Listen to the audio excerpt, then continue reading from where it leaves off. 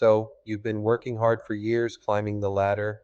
Maybe you're still near the bottom of the ladder, or maybe you got near the top. As Stephen R. Covey points out, it doesn't matter how fast or high you climb on the ladder if it's leaning against the wrong wall. The purpose of this chapter is for you to stop climbing for a minute and see where you might want to move it. How do you make the money you make? There are actually four distinct sources of cash flow.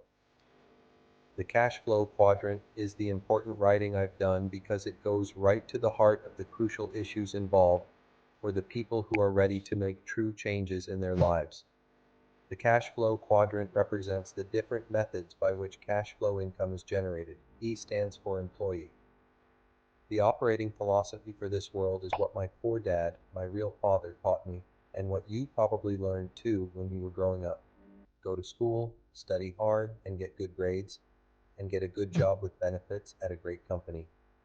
The S quadrant is driven by the urge for more freedom and self-determination.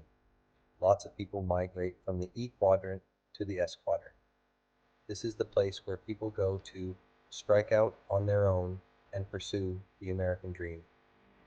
The S quadrant includes a huge range of earning power. But whether you're earning $8 an hour or $80,000 a year, the S quadrant is typically a trap. The only difference is that when you want to blame your boss for your problems, that boss is you. The B quadrant is where people go to create big businesses.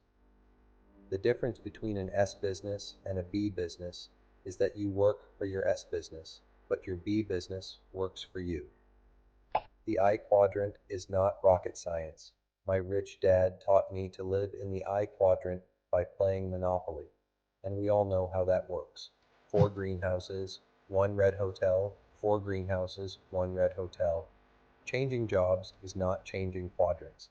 The problem is, most of the time when people do get up the initiative to actually make a change in their lives, all they do is change jobs. What they need to do is change quadrants. Grades don't matter in the B quadrant. Your banker doesn't ask to see your report cards, he wants to see your financial statement. The E quadrant, especially, is where we are taught we will find safety and security. On the other hand, the right-hand side, the B and I quadrant, is where freedom resides.